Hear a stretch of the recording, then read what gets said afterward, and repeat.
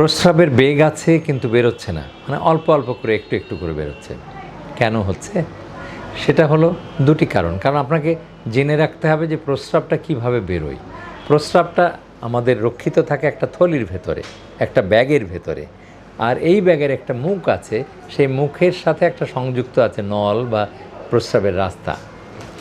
এখন এই প্রস্রাবের রাস্তা, মানে যে পথ দিয়ে প্রস্রাব বেরোবে, সেই রাস্তায় যদি প্রতিবন্ধকতা হয়, কোথাও সরু হয়ে গেছে, বন্ধ হয়ে গেছে, অথবা পাথর দিয়ে আটকে গেছে, অথবা বয়সকালে প্রস্টেট বড় হয়ে প্রস্রাবের রাস্তাটা প্রতিবন্ধকতা তৈরি করেছে, তার মানে প্রস্রাবের রাস্তা, যে পথ দিয়ে প্রস্রাবটা গড়িয়ে গড়িয়ে যাবে স্রোতের ধারা, সেই স্রোতের ধারা বা নদীপথ বা খাল যদি ভরাট হয়ে যায়, তাহলে স্রোতের ধারা যেমন গড়িয়ে গড়িয়ে যাবে, ধীরে ধীরে যাবে, তেমনি প্রস্রাবের রাস্তার চতুর্পাশে প্রস্টেট আছে, সে প্রস্টেটটা যদি বড় হয়ে যায়, তাহলে ওই ভেতরের খাল বা প্রস্রাবের রাস্তা বা প্রস্রাবের যে সুড়ঙ্গ, সেই পথটা চাপ খেয়ে বন্ধ হয়ে যাচ্ছে বা আধা আধি বন্ধ হচ্ছে।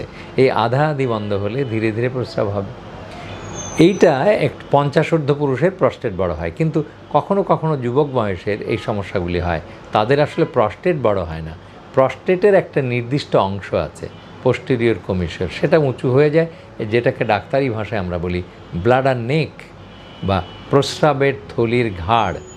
যেমন আমাদের এই ঘাড় আছে বা কাঁধ আছে, ওর কাঁধটা একটু উঁচু হয়ে যাচ্ছে, আমরা বলি ব্লাডার নেক হাইপারট্রফি। এটা হতে পারে শিশু থেকে বৃদ্ধ যে কোনো বয়সের, এটা হতে পারে। এই আর কখনো কখনো প্রস্রাবের থলি নিজে সংকোচন করার ক্ষমতা হারিয়ে ফেলছে। রাস্তা ক্লিয়ার, যে পথ দিয়ে প্রস্রাব গড়িয়ে যাবে সেই পথটা আপনি অপারেশন করে হোক অথবা প্রাকৃতিক নিয়মে পরিষ্কার হয়ে আছে, কিন্তু তারপরেও আপনার প্রস্রাব নাও হতে পারে বা ধীরে ধীরে হতে পারে, কারণ আপনার প্রস্রাব থলি সংকোচন করার ক্ষমতা হারিয়ে ফেলছে, যেটাকে আমরা বলি নিউরোজেনিক ব্লাডার অথবা নিউরোপ্যাথিক ব্লাডার।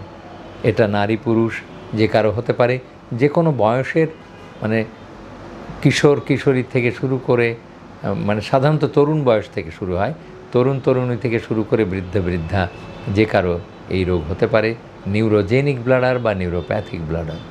ডায়াবেটিস থাকলেও হতে পারে, ডায়াবেটিস না থাকলেও হতে পারে।